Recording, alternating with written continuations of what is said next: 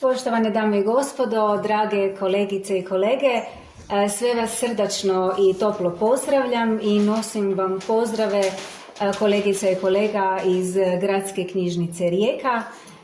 Želim od srca zahvaliti Mesnoj knjižnici Ljubljana na pozivu i prilici da vam predstavim jedan sjajan Erasmus Plus projekt Tech Library.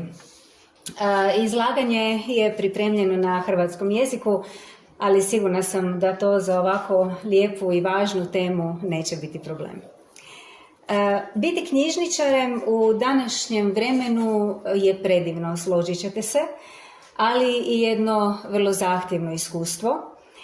Uz sve dosege koje nam suvremena tehnologija nudi i sve mogućnosti u kojima možemo ostvariti svoje poslanje, nalazimo se zapravo na prekretnici razumijevanja društva u kojem djelujemo i svijesti da smo pozvani doprinijeti osjećaju njegove cjelovitosti.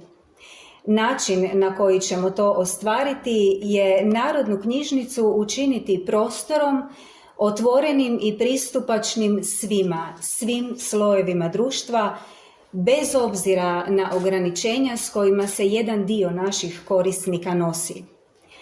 Moje je duboko uvjerenje da knjižnice današnjice, kolege i kolegice knjižničari, u ovom izazovnom informacijski naprednom dobu imaju iznimnu zadaću osigurati najbolji i najefikasniji pristup znanju svim slojevima društva te ostati sponom između te riznice znanja i svih svojih korisnika. Raduje me i nadahnjuje što živim u vremenu u kojem se osjeća svijest nasušne potrebe, gotovo trenutne preobrazbe Narodne knjižnice kao takve. Pritom mi knjižničari, možda uz dozu straha od tranzicije i širenja kruga poslovanja, postajemo svjesni naših iznimnih razvojnih potencijala i mogućnosti koje nam se pružaju.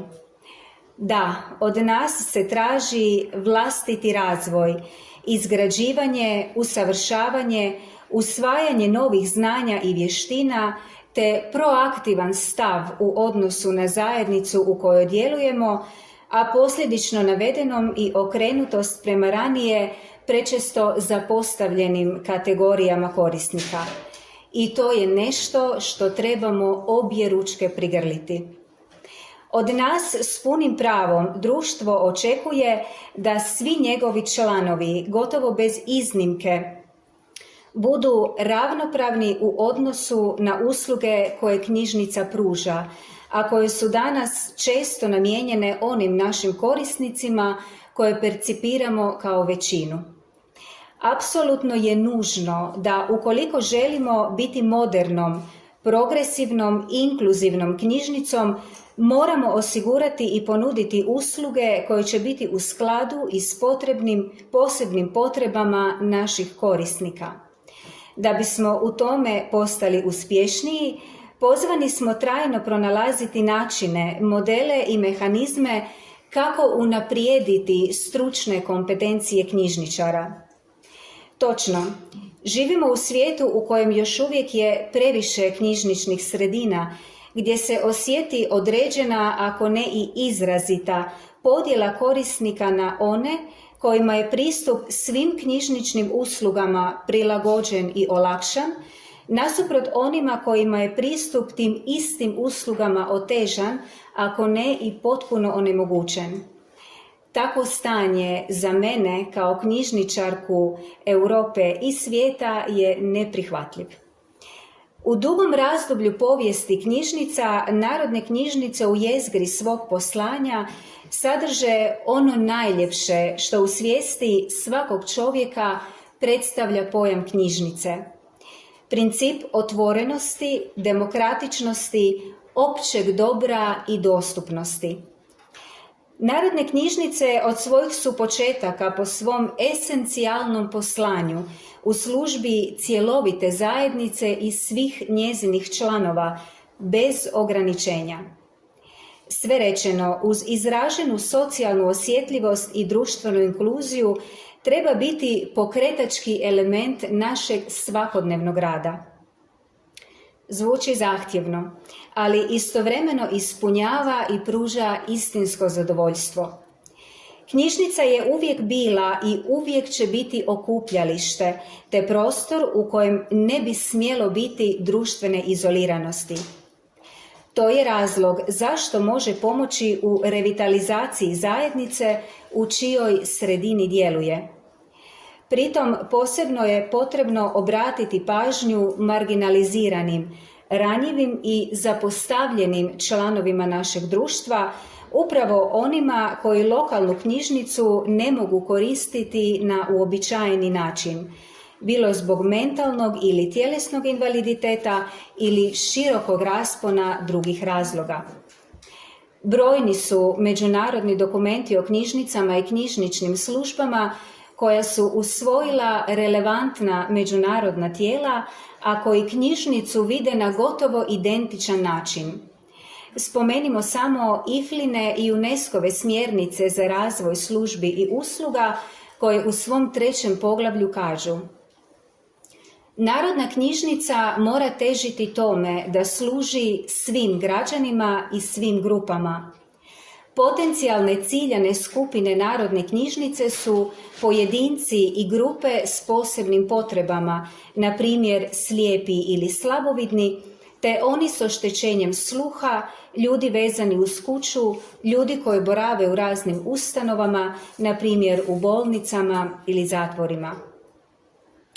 Knjižnice trebaju slijediti načela i preporuke iznesene u međunarodnim dokumentima o knjižnicama, no činjenica je da zbog brojnih razloga veliki broj knjižnica nema potrebnog kapaciteta, mogućnosti, znanja i vještina, kao ni materijalnih, a nažalost često ni ljudskih resursa, kako bi samostalno razvile i unaprijedile usluge koje bi htjele i trebale, a koje su potrebne lokalnoj zajednici.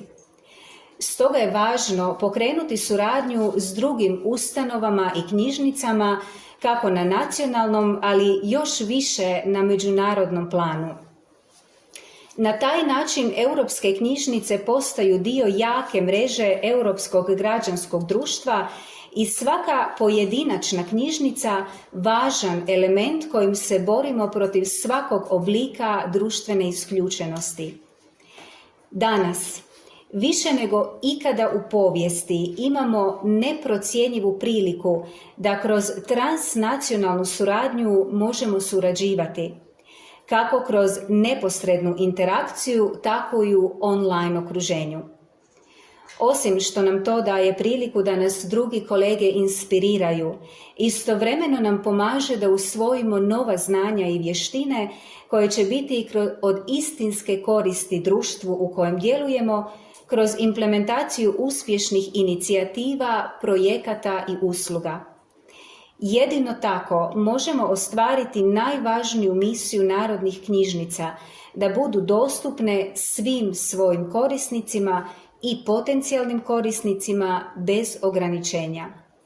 Naša maksima kao knjižničara mora biti da nas različitosti obogaćuju i oplemenjuju. U ovom izlaganju želim predstaviti hvale vrijedan projekt u okviru Erasmus Plus programa u polju strateškog partnerstva u obrazovanju odraslih.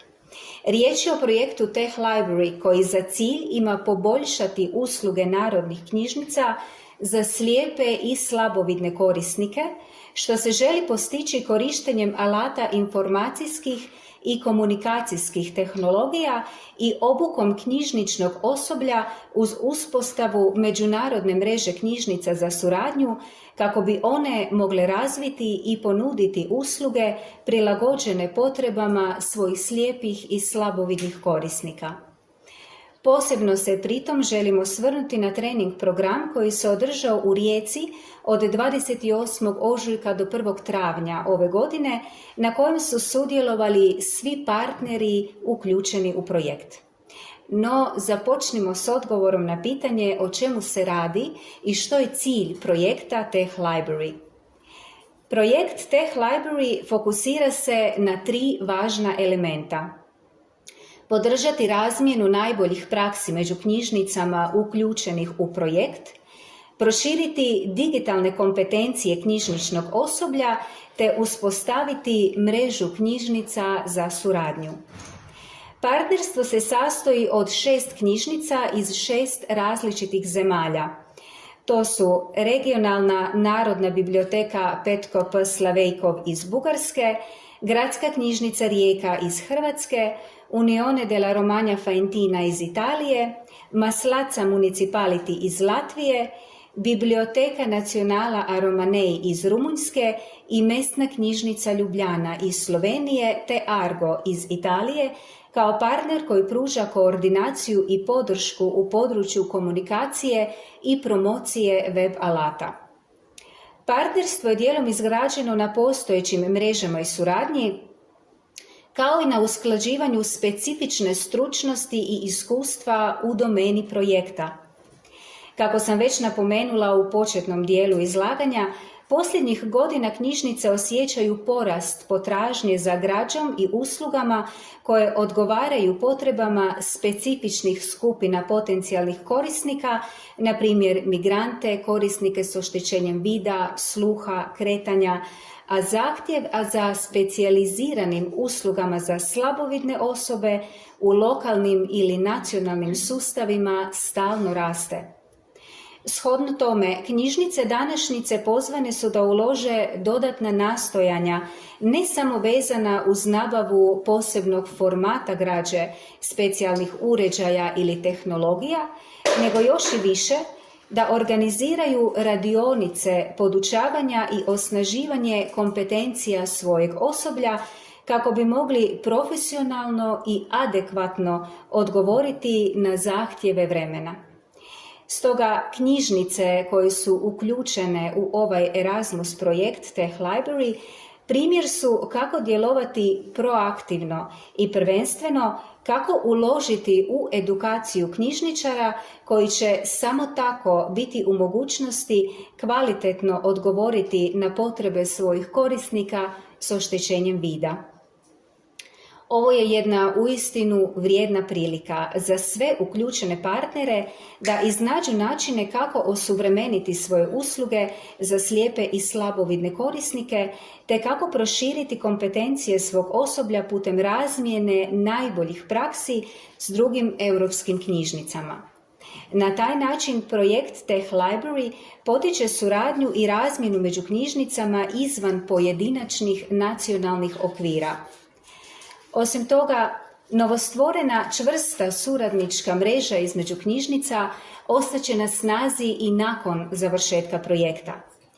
Knjižnice već provode brojne projekte kako bi poboljšale potrebe korisnika s oštećenjem vida, međutim do danas nisu bili dostupni instrumenti koji bi čvrsto povezivali te knjižnice na transnacionalnoj razini i omogućili im istovremeno razmjenu iskustava i najbolje prakse.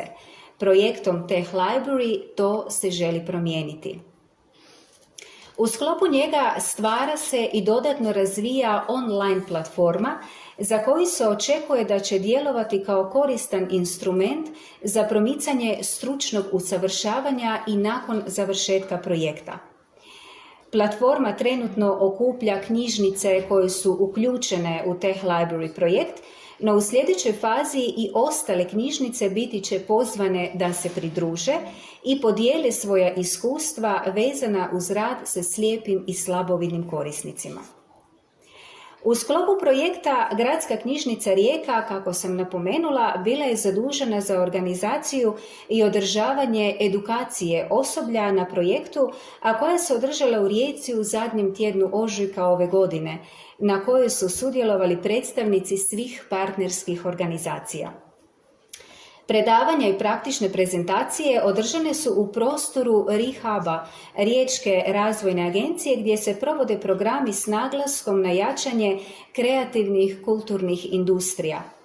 Partneri su sudjelovali na predavanjima koja je održao Emil Mandarić, predsjednik Udruge slijepih Primorsko-goranske županije, koji je upoznao sudionike s praksama i čitateljskim navikama slijepih i slabovidnih, kao i širokim spektrom tiflotehničkih pomagala koja omogućuju slijepim i slabovidnim osobama da obavljaju sve one aktivnosti u svakodnevnom životu za čije se izvođenje većina nas oslanja na osjetilo vida.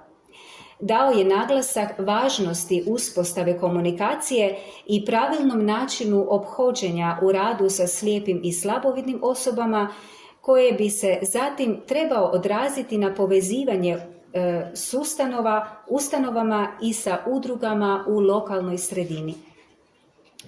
Edukacija slijepih i slabovidnih osoba trebala bi početi u ranoj dobi, tako što će se prilagoditi literatura, pri čemu je osobito važna taktilna slikovnica, koja djeci omogućava razvijanje fine motorike i osjeta u prstima, koji će rezultirati lakšim učenjem i čitanjem na Brailleovom pismu.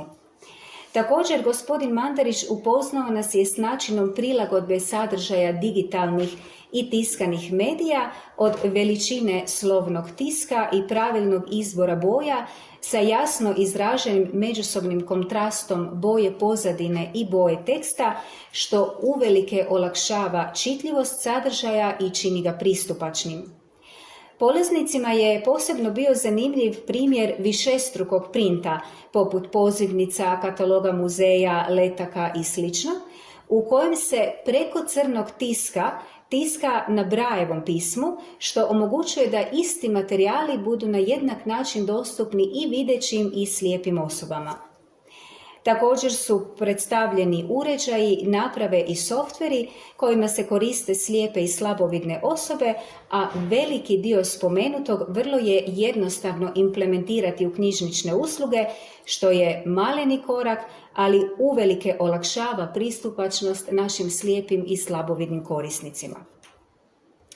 U održanom predavanju Maje Ogrizović i Ivone Križić polaznici su se upoznali s projektom Film svima, koji je pokrenut unutar udruge Film Aktiv i kontinuirano se provodi u partnerstvu s Udrugom gluhih i nagluhih Primorsko-goranske županije s ciljevima prilagodbe sadržaja audiovizualne kulture osobama s oštećenjem sluha.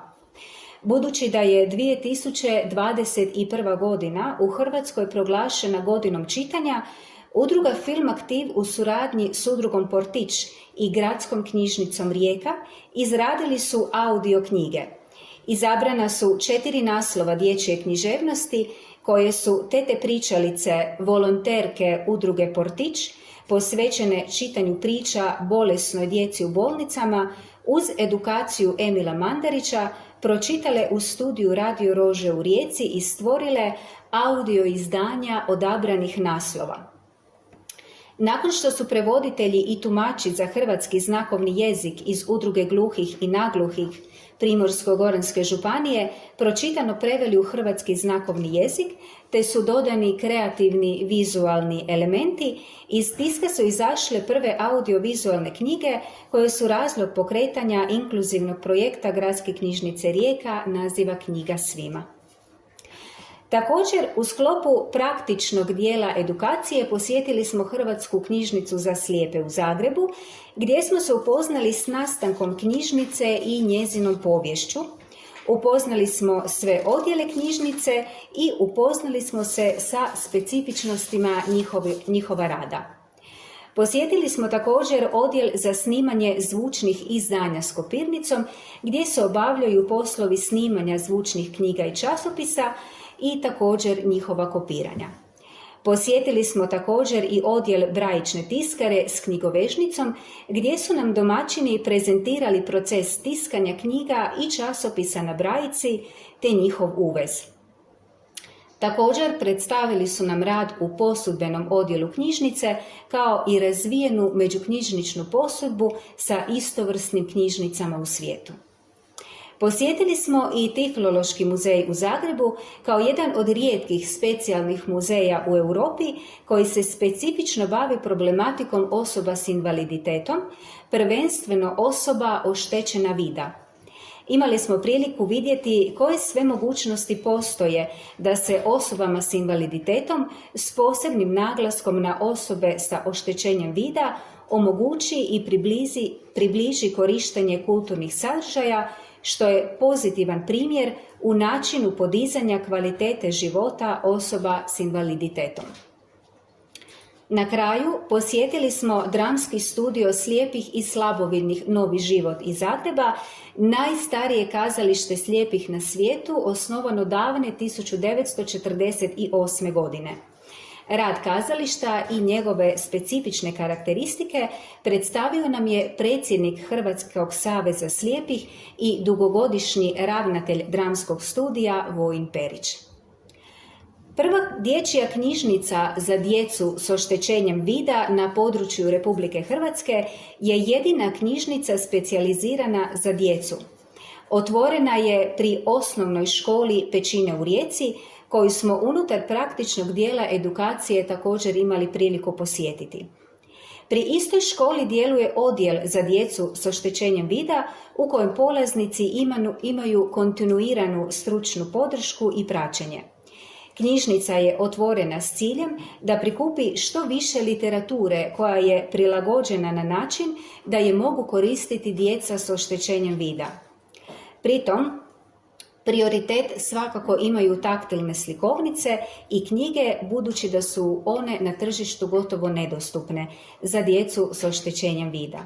O tom problemu govorila je i voditeljica knjižnice Tanja Šupe, te je također napomenula da se u sklopu knjižnice održava i nacionalno natjecanje u izradi taktilnih slikovnica koje zatim sudjeluju na međunarodnom izboru. Također u sklopu odjela provode se brojni programi, a između ostalog otvorena je i opremljena senzorna soba. Za kraj, sudionici projekta Teh Library posjetili su Hrvatsko narodno kazalište Ivana Plemenitog Zajca u Rijeci, koje kroz svoj program socijalne osjetljivosti i integriranja svojih deprivilegiranih sugrađana u kulturni i kazališni život predstavio nam je projekt Uključi me kulturno, u suradnji sa udrugom Alternator sa Centrom za audiodeskriptivne djelatnosti i drugim suradnicima ostvarili su iskorak u promicanju dostupnosti kulturnih sadržaja za osobe s invaliditetom i započela je prilagodba predstava za slijepe i slabovidne osobe. Projekt je bio ostvaren donacijom 20 prijemnika koji omogućuju slijepim i slabovidnim osobama praćenje predstave, a audiodeskripciju čita glumac ansambla Hrvatske drame. Za kraj želim istaknuti da je danas vrlo važno podići svijest o važnosti inkluzivnih praksi u kontekstu promicanja jednakih mogućnosti, što se na osobit način tiče narodnih knjižnica. Osobe s invaliditetom često spadaju u marginalizirani dio društva. Inkluzija o kojoj ovdje govorim je proces koji u svojoj srži podrazumijeva prethodno prepoznavanje i prilagođavanje potrebama naših slijepih i slabovidnih korisnika. Prema međunarodnim i nacionalnim preporukama, osobe s invaliditetom trebaju biti aktivno uključene u društvo, što znači dostupnost i otklanjanje prepreka za ravnopravan pristup knjižnici i svim njezinim uslugama, što je primarna uloga narodnih knjižnica. Projekt Teh Library predstavlja konkretnu priliku za europske knjižnice da odgovore na te zahtjeve. Zahvaljujem na pozornosti.